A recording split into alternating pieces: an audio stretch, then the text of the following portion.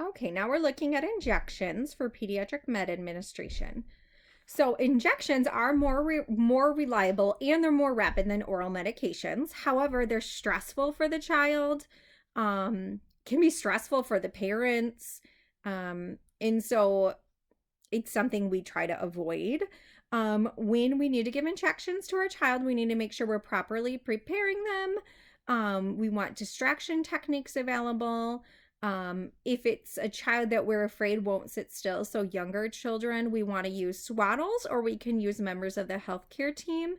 Parents can be present if they would like to be. We should allow them the option.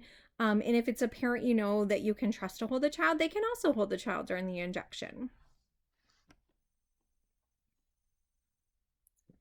Okay, so your injection sites, these are straight from your book. For when we're selecting an IM injection site, we obviously want to make sure we have healthy, intact skin. It's well vascularized, it's not bruised. And then we need to consider the age of the child, the size of the child, their muscle mass, and the volume of medication we're giving.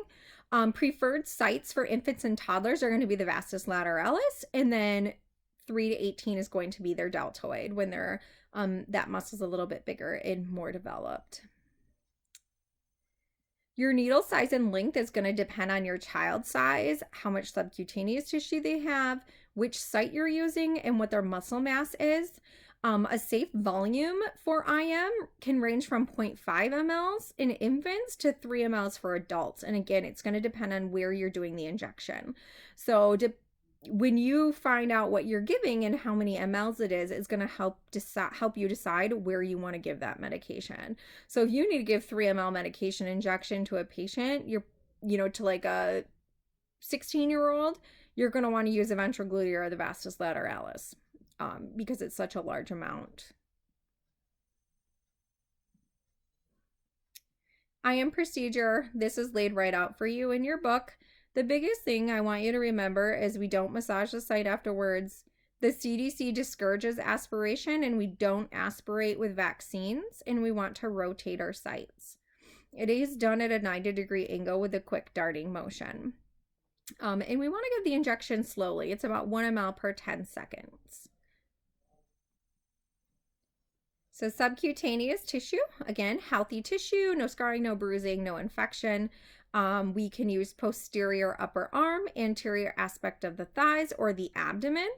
Needle size is going to be 23 to 27 gauge, and then 3 to 5/8 in length, and volume is usually 0.5 to 1 ml.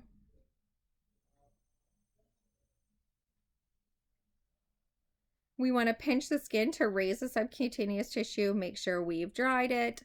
The angle is going to depend on the person and the child and how much subcutaneous tissue they have. It could be 45 to 90-degree angle. We do want the bevel up and use a dart-like motion. And we inject that medication. We do want to give it that 5 to 10 seconds to absorb, and then remove the needle. You can apply gentle pressure with dry gauze if it's needed, but we do not massage the site. Again, we also want to rotate sites. Intradermal injections. These are done generally on the inner forearm, or you may see on the upper back. There's a small gauge needle, 25 to 27 gauge, and then 3/8 to 5/8 inch in length, so short, and their max volume is going to be 0.1 mLs. This is done at a very small angle, about 5 to 15-degree angle with the bevel up, and it barely penetrates the skin. You inject that medication slowly, and a bleb or wheal will form. Those of you who've had a TB skin test, that is an intradermal injection.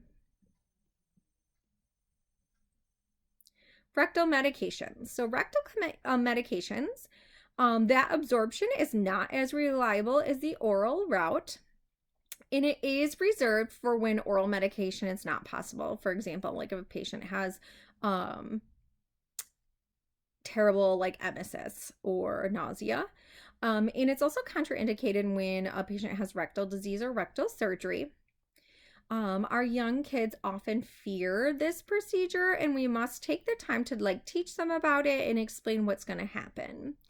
When we do it, they do need to lay on their left side with their right leg flexed up. We want to make sure we're covering them as good as possible, and then use distraction techniques and deep breathing. Again, this is straight from your book as well. We usually use our index finger. If it's a small child, though, you can use your little pinky finger. The biggest thing is making sure that you're pushing it in there past the internal sphincter so it like slurps up. You'll literally feel it slurp up. Everybody always laughs about that, but you do hear that. With younger kids and infants, you may need to hold their butt cheeks together for about 5 minutes because they can push it right back out. Ophthalmic administration. Biggest thing with this is like thinking about contamination, making sure you're not touching the dropper to their eye. If they have any exudates or crust that's formed, we should be cleaning that with sterile gauze pad and sterile saline. And then we would take our gloves off, wash our hands, and get new gloves before doing the drops. It's easiest if you use your hand to rest on their forehead. If the patient has ointments and drops, the drops need to be administered prior to the ointment. Otic Administration. So when we need ear drops, when our patients are 3 or younger, we grasp the pinna and pull down and back. Whereas when they're 3 or older, we pull the pinna up and back. So up versus down.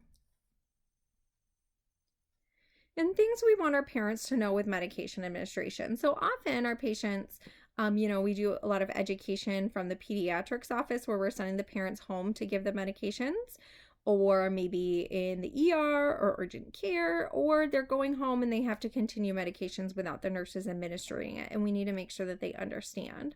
So we want to make sure parents have the following information: the name of the medication.